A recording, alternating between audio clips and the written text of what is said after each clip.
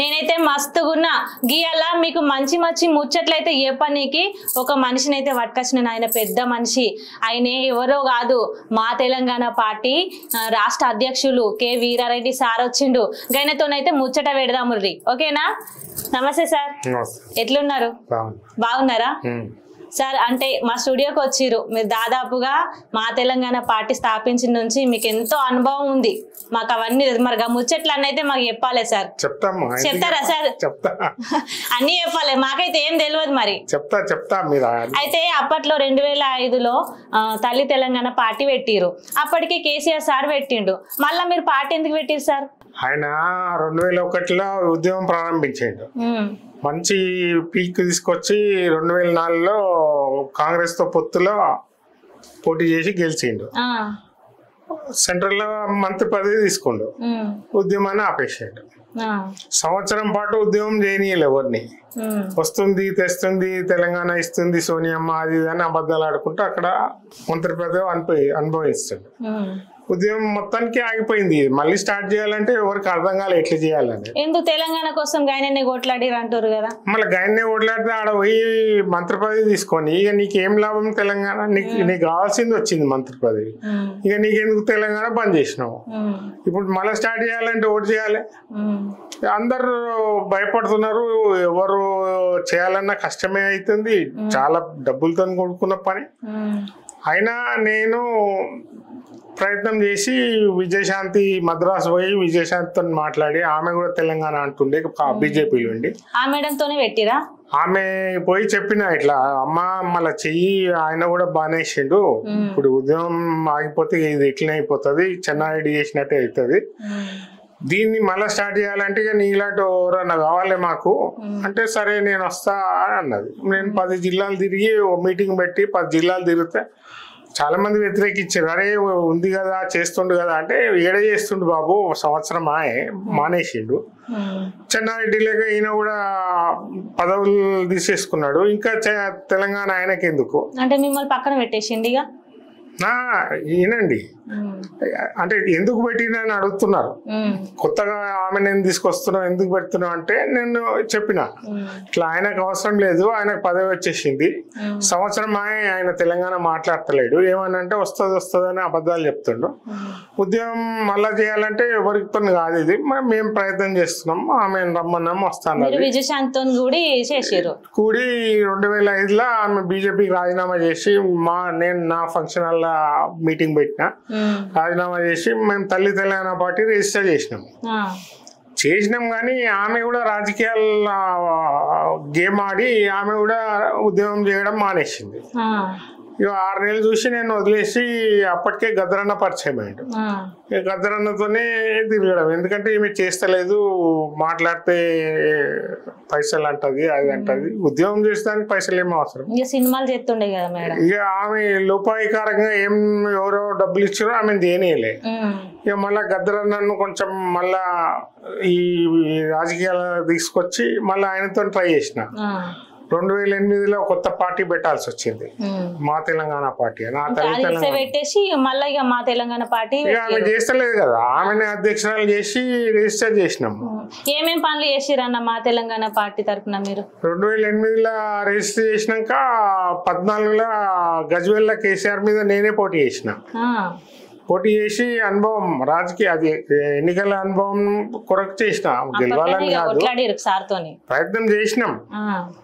తర్వాత 2014 తర్వాత మళ్ళా ఈయన ప్రభుత్వం వచ్చింది, ఏం చేస్తాడో చూద్దామని కొన్ని రోజులు ఆగినాం.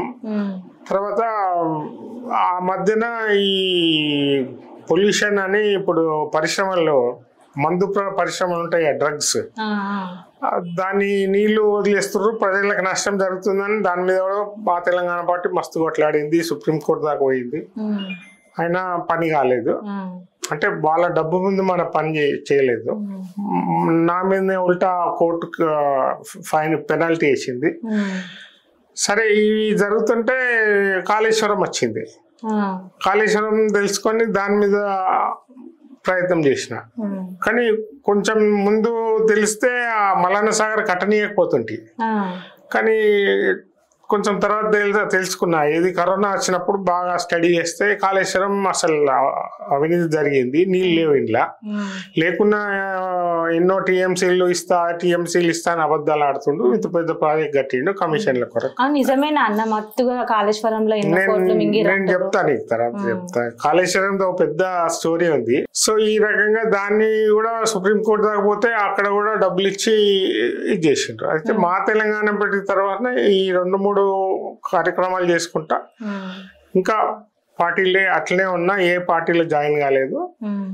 అది మా హిస్టరీ. నా ఇప్పటి వరకు కూడా ఒక్క పార్టీలనే ఉండి మంచిగా పనులు చేస్తారు. ఇప్పటి వాళ్ళు అయితే ఆ పార్టీలో ఈ పార్టీలకు దుంకుతారు. మీరు ఎట్లా నిగ్గు కత్తారు ఈ పార్టీలో? అదేం లేదు, మనకు రాజకీయ అవసరము, రాజకీయ పదవులు కావాలంటే ఇండ్లకి వెళ్ళి దుంకుతారు. మనకు అవసరం లేదు. ఇది మనకు తెలంగాణ కొరకు పోరాడుతున్నాం, ప్రజలకు క్షేమం కావాలి. ఆయన మోసం చేసిండు, ఇప్పుడు ఈ కాంగ్రెస్ వీళ్ళు కూడా చేస్తున్నారు. ఈసారి అన్న ప్రయత్నం చేద్దామని చూస్తున్నా. మీ అనుభవంలో ఒక 2-3 బాధలు కానీ ఏమన్నా ఉంటే ఎప్పుడు అంటే ఇప్పుడు బీఆర్ఎస్ వాళ్ళు ఒకలా చేస్తారు, కాంగ్రెస్ వాళ్ళు ఒకలా చేస్తారు. ఇప్పుడున్న రాజకీయంలో ఎట్లా జరుగుతుంది అంటారు? ఈ రాజకీయాలే బస్టుపడ్డాయమ్మా. చంద్రబాబు నాయుడు చేసిన తప్పులను రాజశేఖర రెడ్డి వచ్చినాక ఆయన వీటిని ఏం ముట్టుకోలేదు. రాజశేఖర రెడ్డి ఎంతో అవినీతి చేసిండు, లక్షల కోట్లు సంపాదించాడు. కేసీఆర్ వచ్చినాక ఆయన ముట్టలే. ఇప్పుడు కేసీఆర్ పోయిండు, కాంగ్రెస్ వచ్చింది, వీడు ఆయనను కూడా ఏమంటలేరు. ఆ మేడిగడ్డను ఒక పార్టీ మొత్తం కాళేశ్వరంలో 10% మేడిగడ్డను ఒకటి పట్టుకొని సంవత్సరంన్నర నుంచి పీక్తా ఉన్నారు దాన్ని. అంటే రాజకీయం బస్టు పట్టింది, డబ్బులు తప్ప ఏదేం లేదు. తెలంగాణ వచ్చినాక మంచి జరిగిందంటారా, రాకముందు మంచిగా అయిందంటారా? వచ్చింది మంచిగా అయింది, కానీ రాజకీయ నాయకుల దిక్కెళ్ళి నష్టపోతున్నారు ప్రజలు. రాజకీయ నాయకులు తప్పుతో వాళ్ళని నమ్మి ఓటేస్తే వాళ్ళు మోసం చేస్తున్నారు ప్రజలకి. ఇంకా మోసం జరుగుతుంది తెలంగాణ ప్రజలు. అన్న చెప్పన్న, కాళేశ్వరం గురించి అసలు ఏం జరిగింది? ఎన్నో లొసుకులు ఉన్నాయి అంటారు, గట్లా అలా ఏం అర్థం కాక వచ్చింది. మరి జర మీకు ఏం తెలుసో జర చెప్పుర్రి. కాళేశ్వరం అనేది ఆయన రాజకీయం అధికారంలోకి రాగానే డబ్బులు ఎట్లా సంపాదించాలి, పాత ప్రాజెక్టులు తీసుకుంటే నాకు కమిషన్ రావు, దీన్ని మార్చుదాం అనేది ఒక ఆలోచన వచ్చినాక దాన్ని మేడిగడ్డకు మార్చి ఈడ నీళ్ళు ఉన్నాయి ఆడ నీళ్ళు లేవు అని అసెంబ్లీలో పవర్ పాయింట్ ప్రజెంటేషన్ ఇచ్చిండు. 73-74 యావరేజ్ చూపెట్టుకుంటా మేడిగడ్డ దగ్గర నీళ్ళు ఉన్నాయి, నేను అందుకొరకు ఈడ కడతా అని కాంగ్రెస్ వాళ్ళను అసెంబ్లీకి వెళ్ళి పంపించేసి ఈ మాట చెప్పిండు పవర్ పాయింట్ ప్రజెంటేషన్. ఎప్పుడైనా నీళ్లు లభ్యం ఉన్నాయా లేవా అనేది ఇప్పుడు చూడాలి.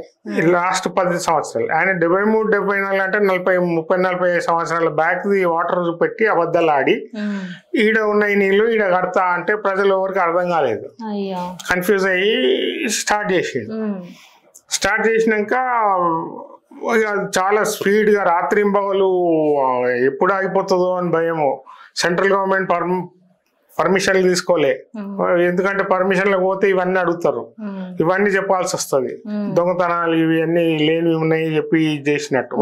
వ్యాప్స్కోస్ అనే ఒక కంపెనీ ఉన్నది, దానికి పైసలు ఇచ్చి నీళ్లు ఉన్నాయని రాపించుకున్నాడు. అదంతా చేసినాక స్టార్ట్ అయింది వర్క్. రాత్రింబగలు చేస్తుంటే ప్రజలు కూడా నమ్మిండ్రు. 2018లో మళ్ళీ ఎలక్షన్స్ వస్తే ఈ ప్రాజెక్ట్ చేస్తున్నాడు, లక్షల ఎకరాలు నీళ్లు పారిస్తారని అనుకొని మళ్ళీ గెలిపించిండ్రు. అప్పటికి డబ్బులు ఉన్నాయి, డబ్బులు కూడా ఖర్చు పెట్టిండ్రు. ఎందుకంటే ఈ ప్రాజెక్ట్ అప్పటికే స్టార్ట్ అయింది, కమిషన్లు వస్తున్నాయి, మస్తు డబ్బు ఖర్చు పెట్టిండు. ఎలక్షన్ లా గెలిచినాక ఏదైతే కరోనా వచ్చిందో అప్పుడు నేను ఇవన్నీ చూసిన, ఏంది నీళ్లు ఇన్ని నీళ్ళు అంటుండే, ఇన్ని నీళ్ళు ఈడున్నాయి గోదావరిలో, ఆడికెళ్ళి ఆడనే నీళ్ళు లేవు ఈడున్నాయని అబద్ధం చెప్పిండు. మరి ఈడే కూడా నీళ్లు ఏడుంటాయి, ఆయన ఎంత స్టోర్ చేస్తాడు, ఎట్లా పంప్ చేస్తాడు? అంత పెద్ద అబద్ధము ఈ అధికారులు ఎట్లా నమ్మారు? అందరికి డబ్బులు ఇచ్చిండు, పాత రిటైర్ అయిన వాళ్ళందరినీ తీసుకొచ్చి పెట్టుకున్నాడు, ఉన్న వాళ్ళని తీసేసి పక్కకు తప్పిండు. వాళ్ళకి డబ్బులు వస్తున్నాయి కదా అని వాళ్ళకి కమిషన్లు ఇచ్చుకుంటా, వాళ్ళకి డబ్బులు ఇచ్చుకుంటా, సంతకాలు పెట్టించుకొని చేసాడు. నేను వీడియో కూడా చేసిన 2021 జనవరిలో పోయి బేటిగడ్డకు పోయి నీళ్ళేడున్నాయిరా పోయి నువ్వు ఇన్ని నీళ్ళు ఎట్లిస్తావు అడిగారు మీరు గట్టిగానే. వీడియో చేసి ప్రజలకు ప్రెస్ మీట్ పెట్టినా ఫస్ట్. ప్రెస్ మీట్ పెడితే అప్పటికి ప్రెస్ అయిన చేతులు ఉండే. నేను చెప్పింది ఎవరు రాయలే. అందరూ కరెక్ట్ సార్ నువ్వు అన్నది కరెక్ట్ అన్నారు కానీ రాయలే. ఎందుకంటే ఆయనకు భయం. అప్పటికే మొత్తం మీడియాను కంట్రోల్ పెట్టుకున్నాడు. ఇక మీడియా కూడా ఏం చెప్తలేదు. సో వీడియో చేసిన ఓ పాపులర్ టీవీ అనే దాంట్లో వీడియో చేసిన, ఇట్లా నీళ్ళు లేవు, మీరు అధికారులు సంతకాలు పెడితే మీరు ఇరుక్కుంటారా బాబు, మీరు సంతకాలు పెట్టకుర్రి, నా వీడియో ఉంది చూడండి. ఆ మాటలు అప్పుడు చెప్పిన. అప్పటి వరకు ఎవరికి తెలియదు కాళేశ్వరంలో ఏదో మోసం జరుగుతుందని. నేను చెప్పినాకనే ఆలోచనలకు పడ్డారు. తర్వాత ఎన్నో మీడియా దాంట్లో చెప్తా పోయినా ఇట్లా కాళేశ్వరం అసలు ఆడ బేటిగడ్డ అనేది బ్యారేజ్, దాని సామర్థ్యం 9 TMCలు, దానికంటే ఎక్కువ నిలిపలేడు. వరదలు వచ్చినప్పుడు 9 TMCల తర్వాత మళ్ళా వెళ్ళిపోతుంది బయటికి. ఇప్పుడు డ్యామ్ కాదు 50 TMCలు ఆపి ఎత్తిపోస్తాను. సో ఆడ నీళ్ళే లేవు. అందులో వాళ్ళకు మహారాష్ట్రలో అగ్రిమెంట్ చేసుకుంటూ 5 TMCలు ఇస్తాను. అది నీ దగ్గర ఏమున్నాయి రాబాయ్ అని నేను గట్టిగా అడిగిన, నువ్వు ఎందుకు ఇట్లా అబద్ధాలు ఆడినావు, ఇది చేసినావు అని. బ్యాంకులు లోన్లు ఇచ్చినాయి. ఆ DPR ఇప్పుడు వాళ్ళకు ప్రాజెక్ట్ రిపోర్ట్ ఇవ్వాలి. అందులో ఏదేదో అబద్ధాలు ఆడిండు, ఎట్లా పైసలు వస్తాయో ఏం చేసిండో ఈ గవర్నమెంట్ చూడాలి. ఈ గవర్నమెంట్ చూస్తలేదు. ఇప్పుడు ఒకటి మేటిగడ్డ పట్టుకుంది, అది కుంగినందుకు దాన్ని పట్టుకొని అక్కడ వరకే కమిషన్ వేసింది. ఈ ప్రభుత్వం కూడా లాలచి పడ్డట్టే కదా. సో అక్కడ నీళ్ళు లేని ప్రాజెక్టును నీళ్లున్నాయని అబద్ధాలు ఆడి 20-30 కోట్లు ఖర్చు పెట్టినా 1,00,000 కోట్లు ఖర్చు పెట్టినట్టు చూపించాడు. అంటే తినేసిండ్రు. మేఘా కృష్ణ ఏంటి 3 సంవత్సరాల్లో పెద్ద ఇదైపోయిండు. అన్ని కోట్లు ఆయన పోయి ఆయన దగ్గరికి వెళ్ళి మళ్ళీ కేసీఆర్ రావాలి. కేసీఆర్ డైరెక్ట్ తీసుకోలేడు. ఎవరికో కాంట్రాక్టర్కి ఇస్తే కాంట్రాక్టర్ మళ్ళీ నడిపిస్తారు. వాళ్ళకి పేమెంట్ చేసినాక వాళ్ళకి వెళ్ళి ఈయనకి ఇస్తారు కమిషన్. సో వాళ్ళు పెరిగిపోయిండ్రు, ఈయన డబ్బులు అయిపోయినాయి, అది పనికి రాకుండా అయింది. ఇప్పటివరకు మోటార్లు వాడు మెగా ఇంజనీరింగ్ వాడు నాసి రకం మోటార్లు పెట్టిండు. ఆ మోటార్లు ఇవాళకి పని చేయలే. మొన్న కూడా అంతకుముందు కూడా నేను ఎన్నిసార్లు చెప్పినా అది పనే చేస్తలేదు. రోజుకు 1 TMC కూడా పడతలేదు నీళ్ళు.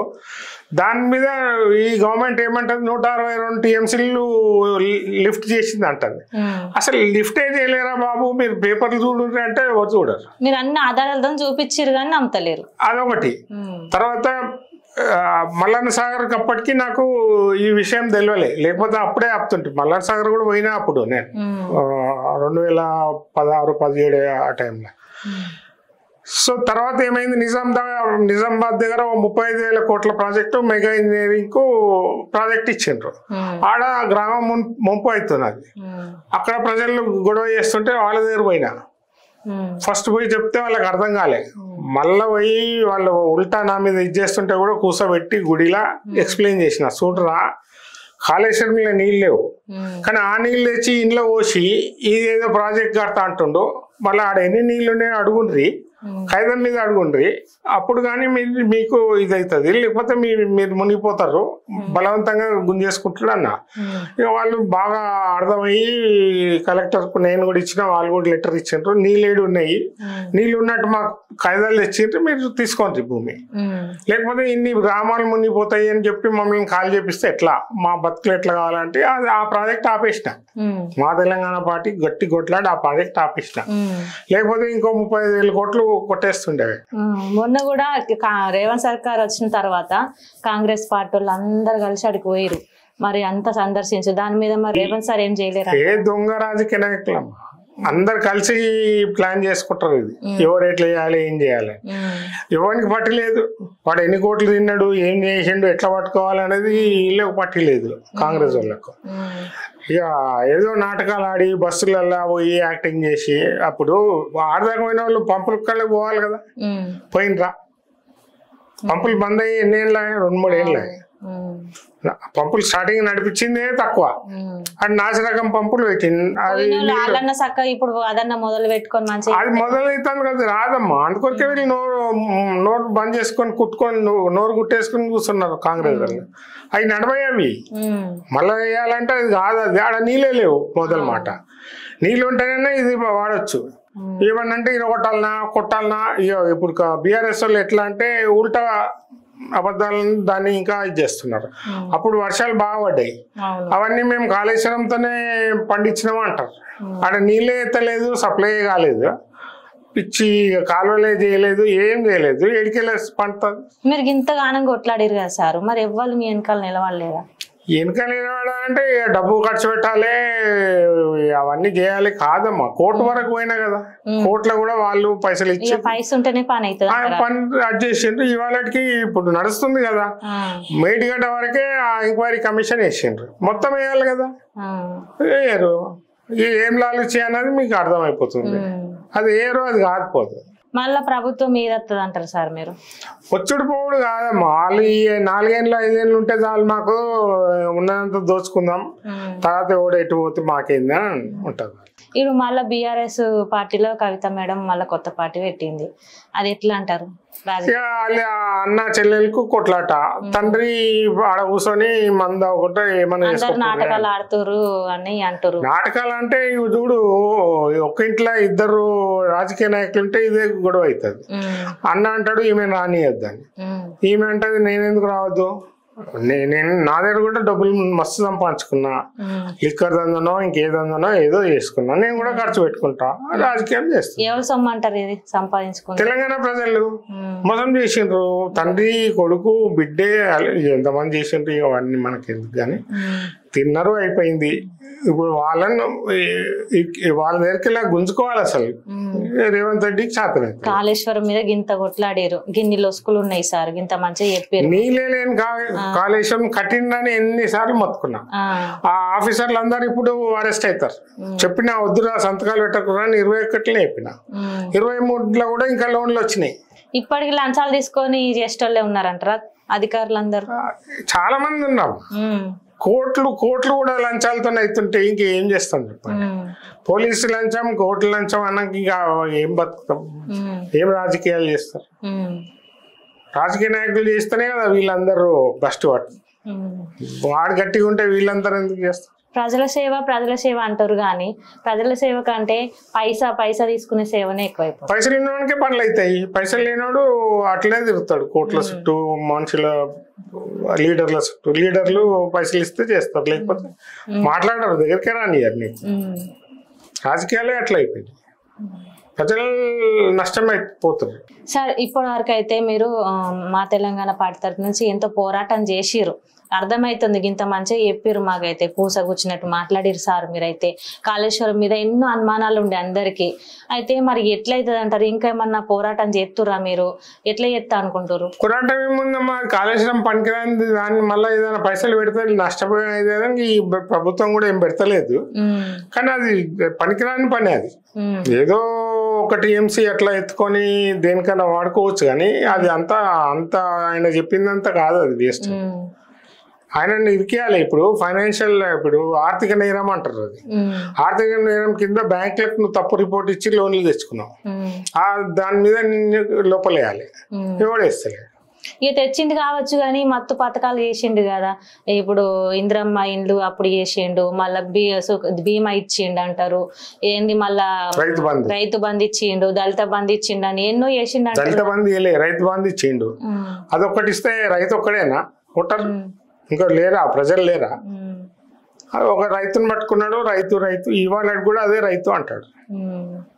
రైతేనా ఈ తెలంగాణలో లేరా? విద్యార్థులు వాళ్ళ స్కూళ్ళు వాళ్ళకంతా నాశనం చేసిండు, మెడికల్ నాశనం చేసిండు.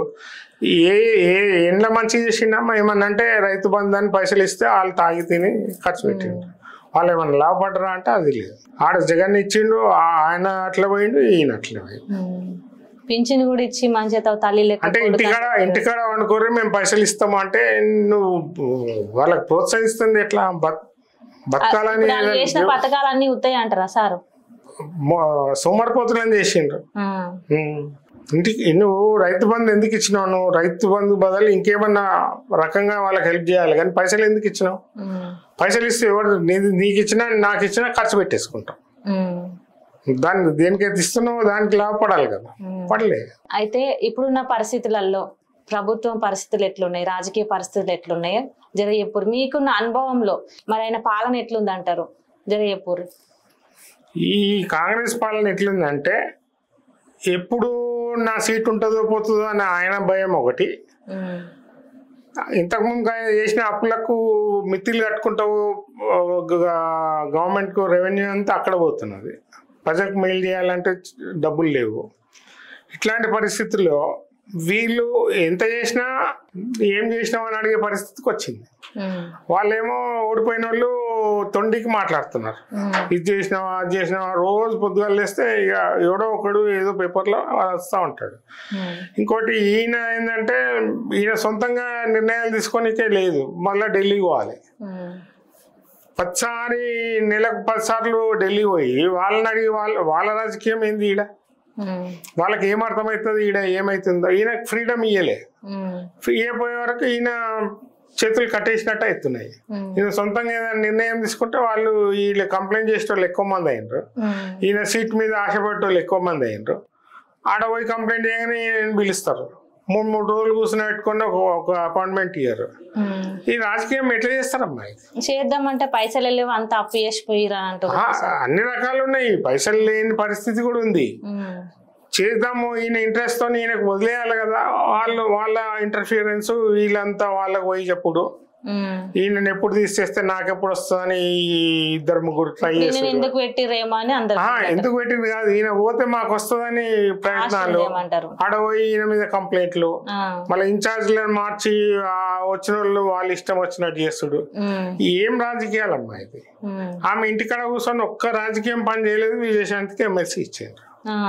అది ఏం రాజకీయం? అది పని చేసేటోళ్ళకి ఇవ్వాలి, ఇచ్చినాక కూడా ఒక్కరోజైనా బయటకు వస్తుందా అంటే రాదు.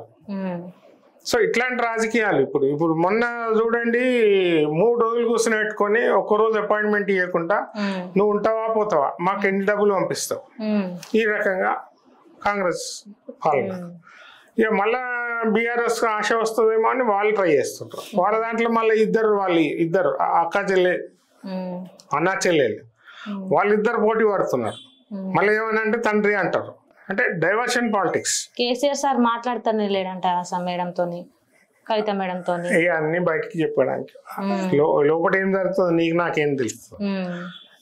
వాళ్ళు ఏదో నాటకాలు ఆడతారు పేపర్లో, నువ్వు ఇట్లా నమ్మా నేను ఇట్లా అంటా, ఇది రాజకీయం. ఎందుకంటే ఇవన్నీ అనుకునే జరుగుతాయి. ఇది ఎందుకంటే కాంగ్రెస్ తప్ప ఏ పార్టీ లేదు, ఇక మనమే సరే కొట్లాడినట్టు చేసి పార్టీని పెంచుదాం, తర్వాత లాభపడేది తండ్రి, మళ్ళా కొడుకు అవుతాడో బిడ్డ అవుతుందో, అది వీళ్ళు ఉంటారా పోతారా కూడా తెలియదు. తెలంగాణ ప్రజలు సెంటిమెంట్ తో దగ్గర అవుతారని ఆలోచిస్తారు. సెంటిమెంట్ కాదు, తెలంగాణ ప్రజలకి ఏంటంటే ఇది కాకపోతే ఇంకేది. బీజేపీ అయితే వాళ్ళకి ఇంట్రెస్ట్ లేదు, మంచి నాయకుడిని పెట్టకుండా మళ్ళా పనికిరాని మనిషిని రామచంద్రరావుని పెట్టిండ్రు. నిన్న అయిపోయింది ప్రెసిడెంట్ గా, ఆయన రాజకీయం చేయడు. సో ఆ పార్టీ తర్వాత మేమే అన్నట్టు వీళ్ళు చూస్తున్నారు. ఇప్పుడు కాంగ్రెస్ అంతా ఉత్తదే అంటారు సార్. ఇప్పుడు మా లాంటి పార్టీ రావాలంటే డబ్బులు చాలా కావాలి. ఇప్పుడు ఓటప్పుడు మాకేమి ఇస్తాం ప్రజలు అడుగుతుంటే ఎన్నంటే ఇస్తాం ఈ రాజకీయం ఎట్లయిందంటే పైసలు ఉన్నవానికే ఓటు. అప్పుడు కేసీఆర్ మీద వ్యతిరేకత రేవంత్ వచ్చిండు. బండి సంజయ్ని ఒకవేళ ఆ రోజు తీయకుంటే బీజేపీకి ఛాన్స్ ఉండే. ఈ కేసీఆర్ బండి సంజయ్ని ఆపిండు, బండి సంజయ్ డౌన్ కాగానే రేవంత్ రెడ్డి పెరిగిండు, గెలిచిండు. ఇప్పుడు కాంగ్రెస్ ప్రభుత్వం ఉత్తదే అంటారు. ఇప్పుడు మీరు ఉత్తదే అంటే ఏం చేయలేని పరిస్థితి, బాగు చేద్దామా పైసలు లేవు, సొంతంగా ఆయన నిర్ణయాలు తీసుకుందామంటే అక్కడ వాళ్ళు చేయనియరు, ఢిల్లీ వాళ్ళు చెప్పినట్టు చేస్తుండ సార్. ఇప్పుడు చేయకపోతే తీసేస్తారని భయం కదా, ఇక భయంతో ఏం పని చేస్తాడా? ఇప్పుడు నువ్వైనా చూడు, భయంతో కూర్చుని పెడితే నువ్వు ఎన్ని రోజులు ఏం చేస్తావు, నేను ఏం చేస్తావు, వాళ్ళు ఏమంటారు అని నీ భయం నీకు ఉంటుంది. ప్రజలకు సేవ చేయాలంటే ఏదో ఒక నిర్ణయం తీసుకోవాలి కదా, తీసుకొని ఇస్తలేరు వాళ్ళు. ఈ కాంగ్రెస్ మట్టికి పేరు ఎట్లా వస్తుంది, మళ్ళీ ఎట్లా గెలుస్తుంది చెప్పండి. కాంగ్రెస్ పెట్టిన పథకాలు ఎట్లున్నాయి అంటారు మీరు? ఏం పథకాలమ్మా, ఏం చేసారు? పథకాలు ఏం అమలు చేస్తలేరు కదా.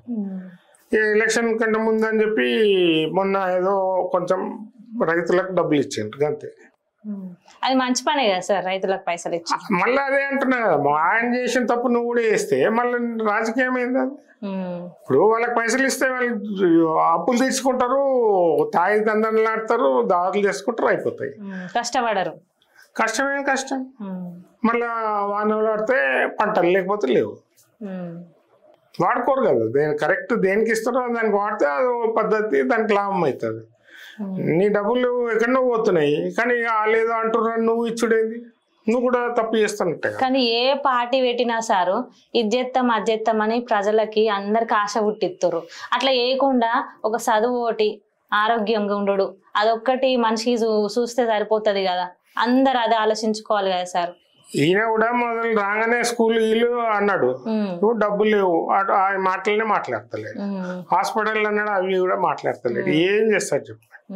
మనిషి బతకనికి గదే కదా కాదు. ఈ రెండు కావాలి, ఇల్లు కావాలి. ఈ ఇల్లు అప్పుడు కట్టిర్రు, అవి ఇంతవరకు ఎవరికి ఇవ్వలేదు.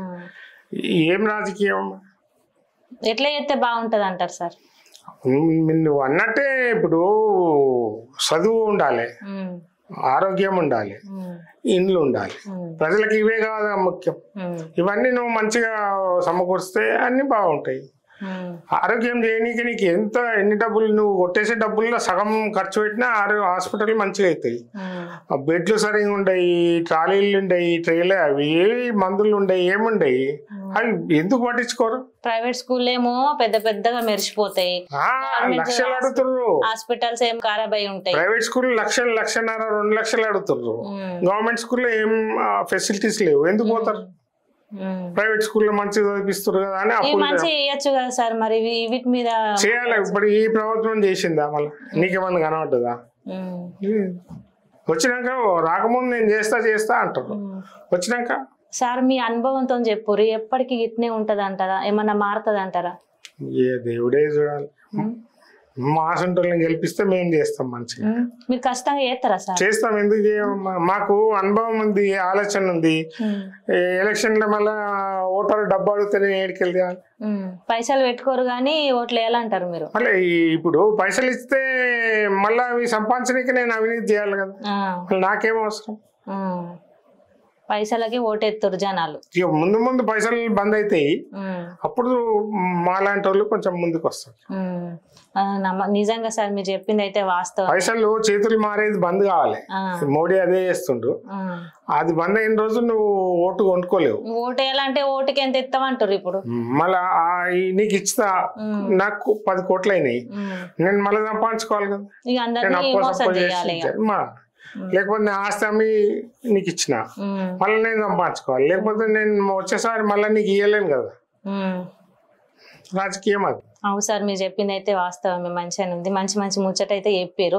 కాళేశ్వరం గురించి అయితే మంచి మాటలు చెప్పారు సార్. ఇక మళ్ళీ మంచి మాటలు చెప్పాలని మనస్ఫూర్తిగా కోరుకుంటున్నా. ఉంటా సార్. లైక్ చేయండి, షేర్ చేయండి, సబ్స్క్రైబ్ చేయండి. మరిన్ని వీడియోల కోసం బెల్ సింబల్ పై క్లిక్ చేయండి.